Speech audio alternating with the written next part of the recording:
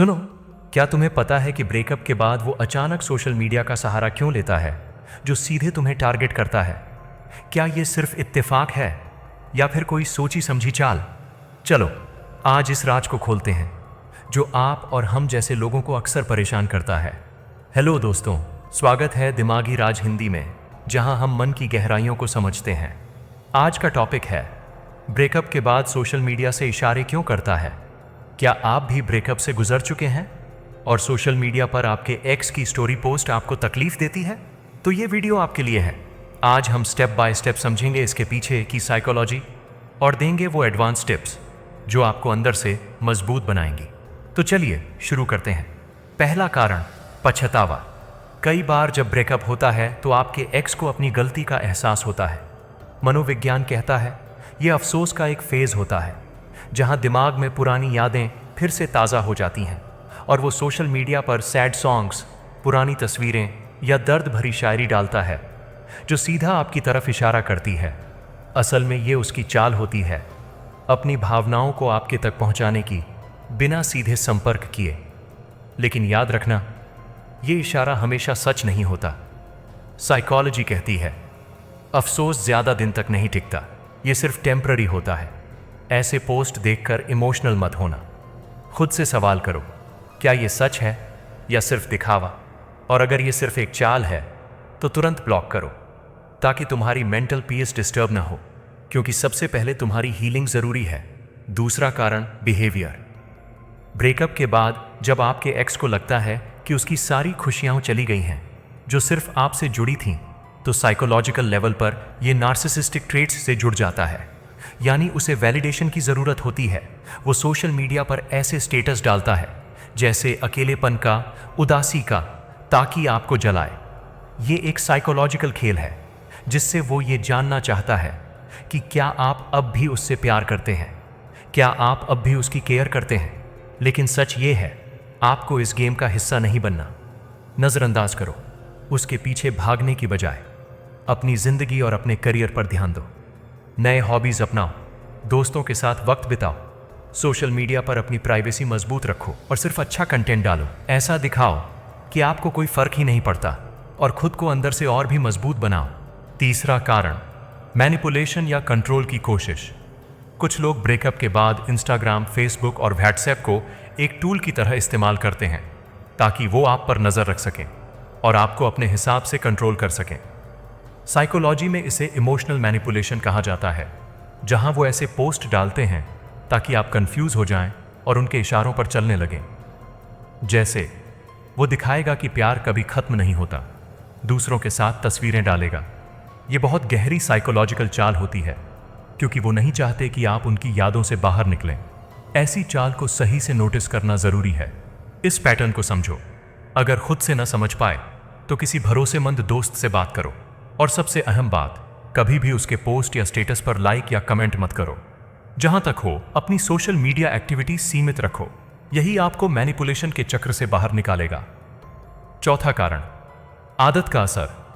Breakup के बाद अक्सर लोग अकेलापन महसूस करते हैं। साइकोलॉजिकल रूप से ये ग्रीविंग प्रोसेस का हिस्सा है। जब दिमाग गुजरे हुए पलों को मिस करने लगता है तो इंसान इंस्टाग्राम और फेसबुक पर इशारे देने लगता है, क्योंकि सोशल मीडिया पर अपनी भावनाएं जाहिर करना आसान लगता है।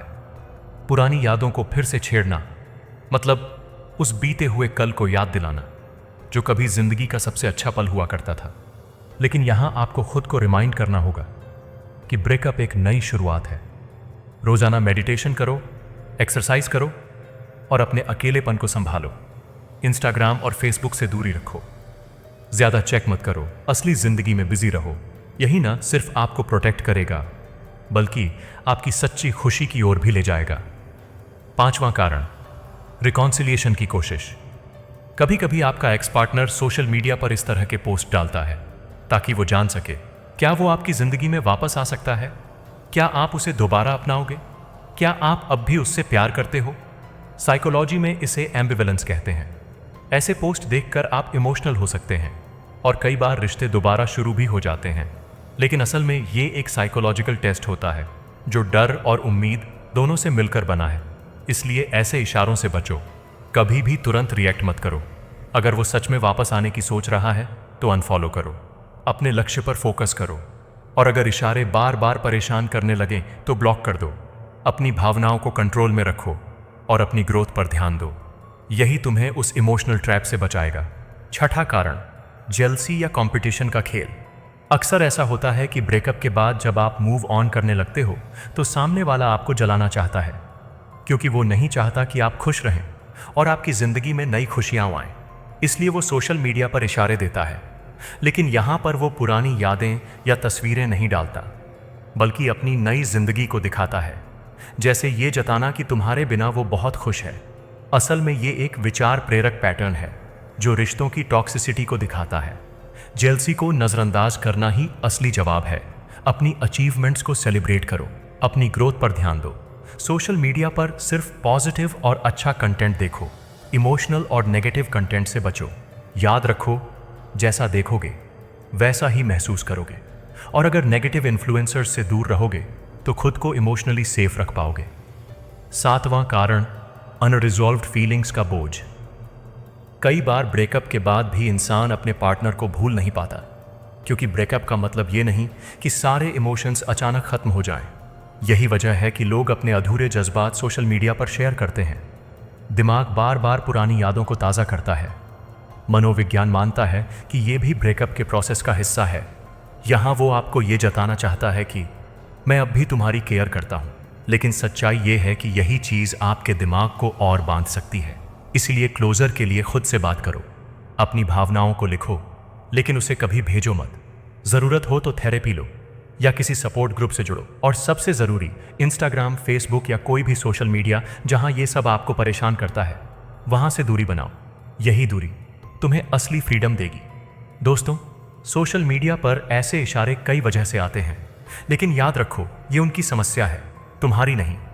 तुम खुद को मजबूत बनाओ और इन इशारों से दूर रहो। अपनी हीलिंग पर फोकस करो, और सबसे अहम, खुद से प्यार करना सीखो। मैंने भी आपकी तरह इन इशारों को झेला है, और मैं जानता हूं कि इन्हें नज़रअंदाज करके ही इंसान बेहतर बन सकता है। और अगर आपको ये वीडियो पसंद आई हो तो हमारे चैनल दिमागी राज हिंदी को सब्सक्राइब ज़रूर करें, लाइक करें और कमेंट करके बताएं क्या आपके साथ भी कभी ऐसा हुआ है।